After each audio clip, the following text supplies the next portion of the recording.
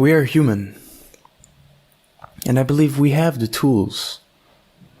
That's what we are. That's what we are best at making the best tools for our survival.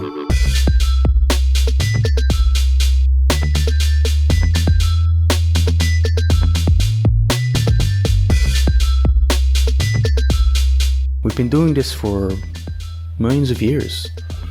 We don't seem to realize that we have been on this planet since the very beginning, that the very conception of life was where we started.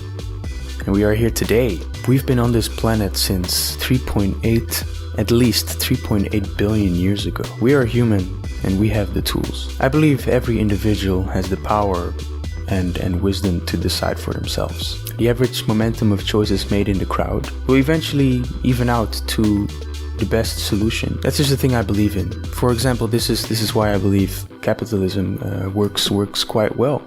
It's a decentralized system where everyone decides what they need to produce, where it needs to go, where resources are needed. This is as an example, why I think that communism fails. You try to put all these needs, this supply and demand in the hands of few powerful, the center of society, and you just don't have enough knowledge or wisdom to make these things work.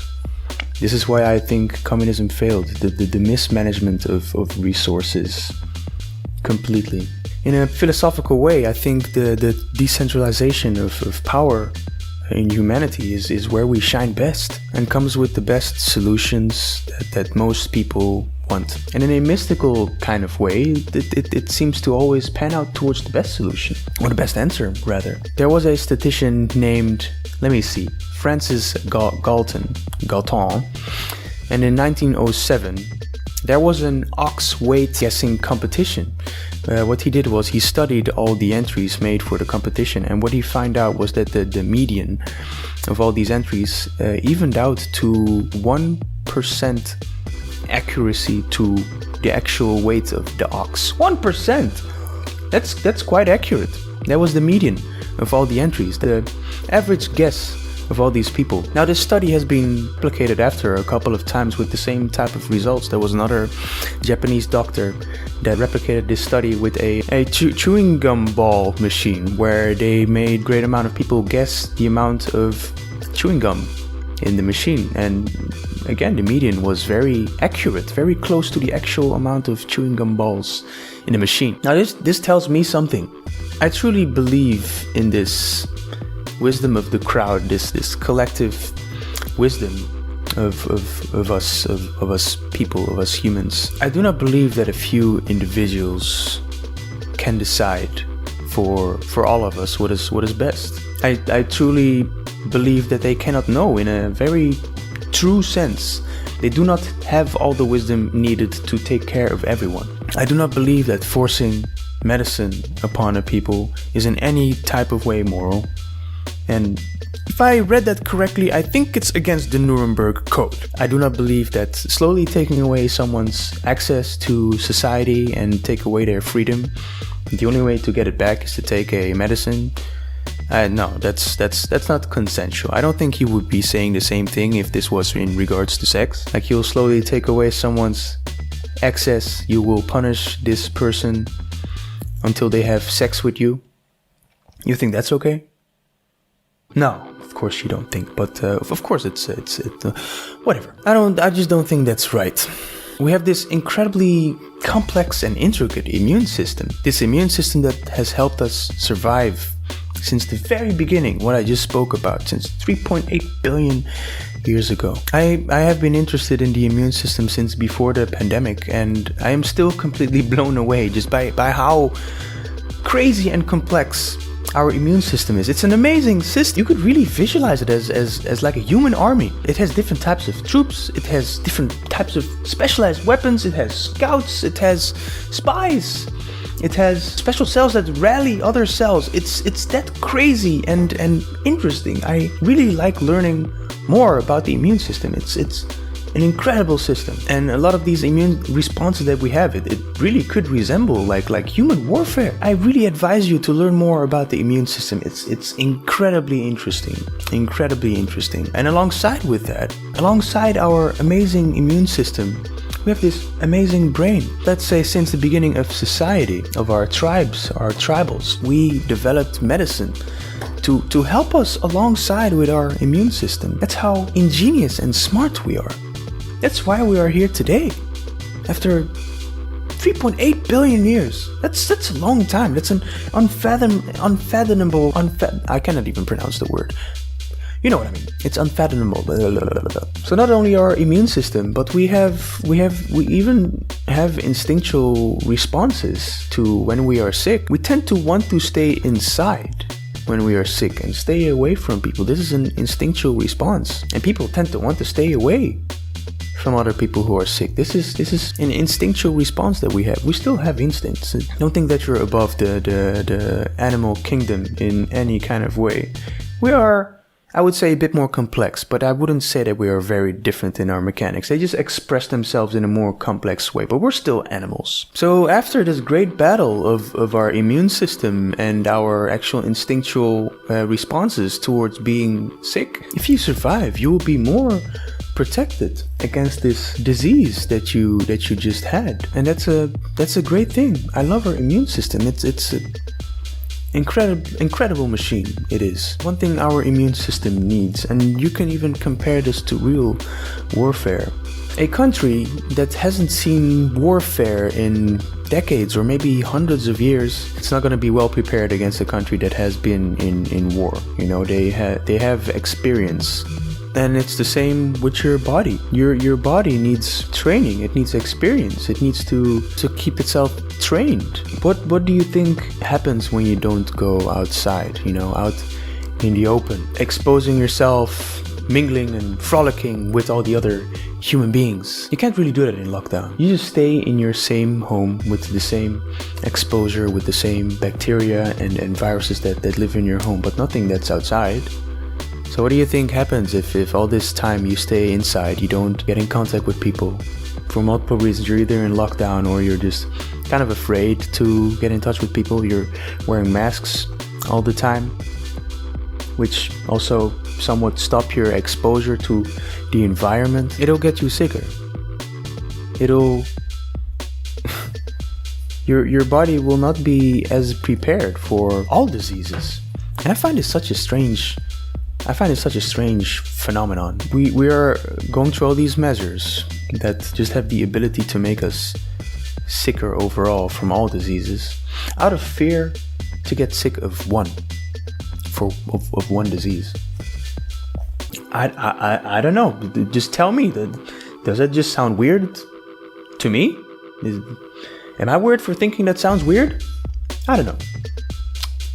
I just don't get it. Like, why aren't we being advised to live healthier lives after 2 years? No, just take a pill. Just take the pill. Just take the arm juice, which I will not even deny that I'm sure it works somehow. I'm sure that it's helpful somehow. But why do we not make sure that our body, the thing that we got from nature, that our body can handle this stuff, even if it's just a little bit?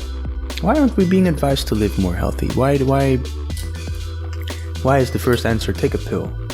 For anything, not just this situation now, but for anything, just take a pill. Don't go do sports, don't have a healthy diet, just take a pill.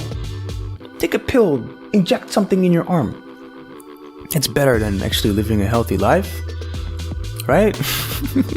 So there are more details to this situation we're in right now, which I just have questions about. Like I just stated, why aren't we being advised to live healthier lives? Why are we shutting down the entire economy, our supply lines for our food, our water, energy, for a disease that's not very, very deadly? Why do we suffer? Why do we risk making everyone suffer for a disease that's not very deadly? It's not that deadly. It really is not. Like, isn't this a valid question? Why do we shut everything down and make everyone suffer over a disease that doesn't really, it's not really that dangerous. Like, let me give you this example. Yeah, this is on the WHO website. Every single year, so this was posted before COVID. Every single year, 7 million people die of air pollution related diseases. 7 million. So heart disease, lung disease, that kind of stuff. 7 million every year. How many died of COVID in the last 2 years? 5 million? I think it's a little over 5 million right now. That means in the meantime, 14 million people died of air pollution. I'm serious, look it up, it's on the WHO website.